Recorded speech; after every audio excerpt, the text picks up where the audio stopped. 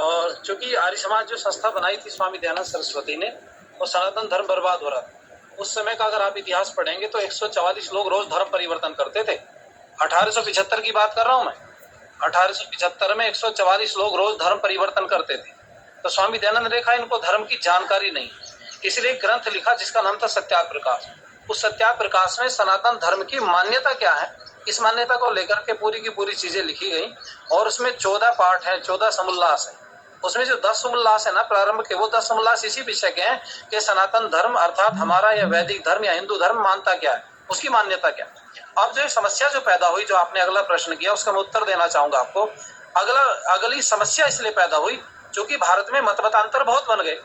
अब एक सामान्य व्यक्ति को तो नहीं पता कि क्रिश्चियनिटी या सनातन धर्म में जो संप्रदाय अलग अलग है वो अलग है या एक है। उसको क्रिश्चियनिटी में, उसको सनातन धर्म में कोई अंतर नहीं पता।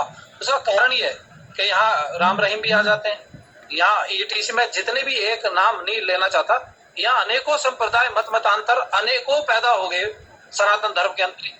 तो उन्होंने सोचा ये थोड़ा सा अलग हट करके, तो ये भी थोड़ा अलग हटके होगा, ये भी थोड़ा अलग हटके होगा। इसलिए उनको इस्लाम में, क्रिश्चियनिटी में, सनातन धर्म में अंतर नहीं पता। और ये कहीं ना कहीं हम जिम्मेवारी हमारी थी। जो मंचों पर लोग बैठे हैं ना, हालांकि बहुत लोग काम कर रहे हैं, ये सराहनीय बात है, ये प्रशंसनीय है, लेकिन वो चर्चा नहीं हो पा रही है। वो भी लोगों के सामने आना चाहिए कि काम बड़ी तेजी से हो रहा है और हमारे दूसरे जो सनातन धर्म में हमारे जो लोग हैं वो इस काम को कर रहे हैं, ऐसी बात नहीं। लेकिन वो चर्चा नहीं हो पाती तो उसका पता भी नहीं है, इसीलिए लोगों में मायूसी भी होती है कि होगा क्या आगे। ऐसी बात नहीं, लोग काम कर रहे हैं, रात दिन कर रहे हैं, लगे हुए हैं। लेकिन मैं कहना चाहूंगा ये जिम्मेवारी हमारी और ज्यादा बढ़ जाती है। जो लोग मंचों पे बैठे हैं, कथावाचक, उनकी जिम्मेवारी कि भाई वो सनातन धर्म की बातों को लोगों के सामने लेकर के आए।